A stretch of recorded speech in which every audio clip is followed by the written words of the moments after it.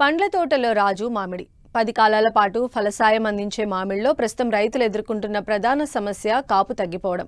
30 ఏళ్లు పైబడిన తోటల్లో కాపు నిలకడగా లేకపోవడం, కొమ్మలు విస్తారంగా వ్యాపించి దట్టంగా అలుముకోవడం వల్ల చీడపీడలు అధికంగా ఉండడంతో రైతులు తోటలను నిలువునా నరికేస్తూ ఉంటారు. అయితే ఈ తోటలను పునరుద్ధరణ ప్రక్రియ ద్వారా పునరుజ్జీవం కల్పించి మునుపటి కంటే నాణ్యమైన అధిక దిగుబడిని సాధించవచ్చంటున్నారు శాస్త్రవేత్తలు.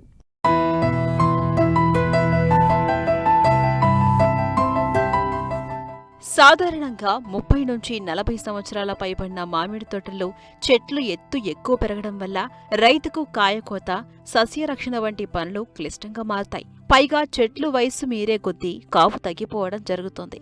వీటిని తీసేసి కొత్త మొక్కలు నాటాలంటే తిరిగి 6 నుండి 7 సంవత్సరాలకు గాని మామిడి సాగు నుండి లాభాలు రావు. దీనికి చక్కటి పరిష్కారాన్ని చూపిస్తోంది రెజోవనేషన్ ప్రక్రియ.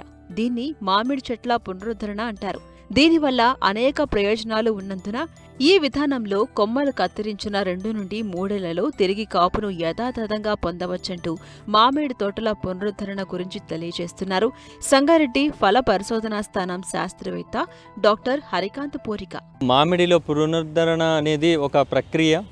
సో ఇందులో చూసినట్టయితే మనకి ఎక్కువగా ఏదైతే తోటలు మనకి అధిక దిగుబడి రావడం లేదు, మరియు దిగుబడి అనేది దాదాపు ఒక 4 నుండి 5 ఏళ్ల వరకు తోటలో దిగుబడి మనం చూడడం తగ్గిపోవడం, మరి అదేవిధంగా చీడపీడలు అనేది ఎక్కువగా రావడం మనం చూస్తూ ఉంటాము. ఎక్కువగా వయసు పడిన తోటలు మరియు కొన్ని తోటలు ఏదైతే నెగ్లెక్టెడ్ ఆర్చర్డ్స్ అంటే మనకి ఎక్కువగా మనం పట్టించుకోకుండా వదిలేసినటువంటి తోటలు మనకి ఎక్కువగా పంట యొక్క ఉత్పాదకత అనేది తగ్గడం జరుగుతూ ఉంటుంది. సో అటువంటి తోటలకి ఈ పునరుద్ధరణ అనేది మనకి చాలా ఉపయోగపడుతుంది. సో ఈ పునరుద్ధరణ చూసినట్టయితే మనకి మామిడి మొదలు నుండి అంటే హెడ్డింగ్ బ్యాక్ అంటే మనకి దాదాపు ఒక 4 నుండి 5 ప్రైమరీస్ సెలెక్ట్ చేసుకొని ఆ ప్రైమరీస్ దగ్గర మనము రంపం పెట్టి, ఏదైతే మనం రంపం కానీ లేదంటే చైన్సా మనం తీసుకొని వీటన్నిటినీ కూడా ఏదైతే కొమ్మలు ఇవన్నీ ఉంటాయో వాటన్నిటిని కూడా కట్ చేయడం అంటే ప్రూనింగ్ చేయడం జరుగుతుంది. సో ఈ పద్ధతి ద్వారా మొత్తంగా మనం ఒక చెట్టుని బోడిగా అంటే దానికి తలంతా ఆకు మరియు కొమ్మలు ఏవి కూడా లేకుండా చేసుకోవడం మనము పునరుద్ధరణ సమయంలో గమనించవచ్చు. సో తర్వాత మనకి ఈ పునరుద్ధరణ చేసిన తర్వాత దీనికి ఖచ్చితంగా నీరు అనేది మరియు నీటి యాజమాన్యం మరియు ఎరువుల యాజమాన్యం అనేది ఖచ్చితంగా చేసుకోవాలి. దీని యొక్క ఎరువుల యాజమాన్యం చూసినట్టయితే సిఫార్సు చేసిన ఎరువుల కంటే మనం దాదాపు 1.5 రెట్లు మనం ఎక్కువగా దీనికి ఇవ్వడం జరుగుతుంది. సో అందులో ఆ సమయంలో కొన్ని తోటల్లో చూసినట్టయితే మనకి కల్తార్ కూడా ఎక్కువగా వాడుతూ ఉంటారు. సో ఈ కల్తార్ వేసిన తర్వాత కూడా మంచిగా దిగుబడి వచ్చే అవకాశం ఎక్కువగా ఉంది. సో ఏదైతే మనకి పునరుద్ధరణ చేశామో పునరుద్ధరణలో 4 నుండి 5 ప్రైమరీస్ అంటే మెయిన్ కొమ్మల్ని సెలెక్ట్ చేసుకున్న తర్వాత వాటి కింద నుండి వచ్చే పిలక కొమ్మల్ని మనము ఎక్కువగా రావడం జరుగుతుంది. సో ఈ కొమ్మలు ఎక్కువగా వచ్చిన కొమ్మల్లో మనము దాదాపు ప్రతి కొమ్మకి కూడా ప్రైమరీ నుండి మనం దాదాపు 4 నుండి 5 కొమ్మలని సెలెక్ట్ చేసుకొని, అంటే అది కూడా 4 దిక్కుల్లో కానీ 5 దిక్కులలో కానీ మనము సెలెక్ట్ చేసుకోవాలి.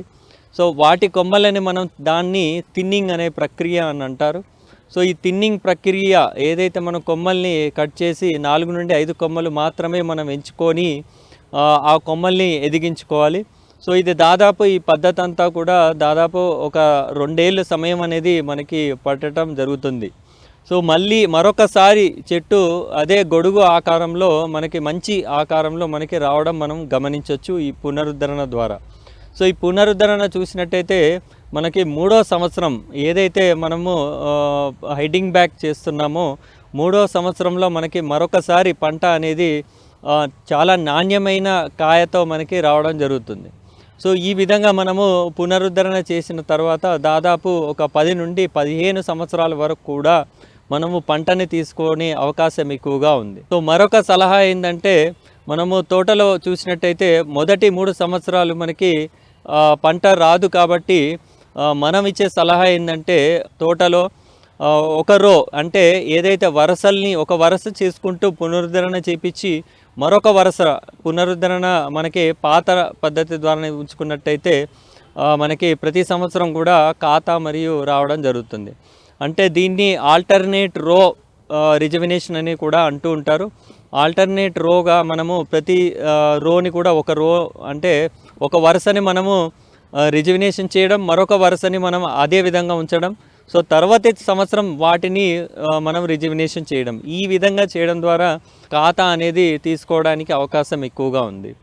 సో ఈ పునరుద్ధరణ పద్ధతి ద్వారా కూడా మనము మన క్షేత్రస్థాయిలో చూసినట్టయితే ఎక్కువగా చీడపీడలు మరియు ఎక్కువగా మనకి టెంక పురుగు మరియు మనకి బోరర్ ఏదైతే విధంగా మనకి ప్రాబ్లం చేస్తుందో అన్నీ కూడా పోయి మనకి మంచి హెల్తీగా అంటే మంచి ఆరోగ్యమైన మనకి చెట్టు వచ్చే అవకాశం ఎక్కువగా ఉంది.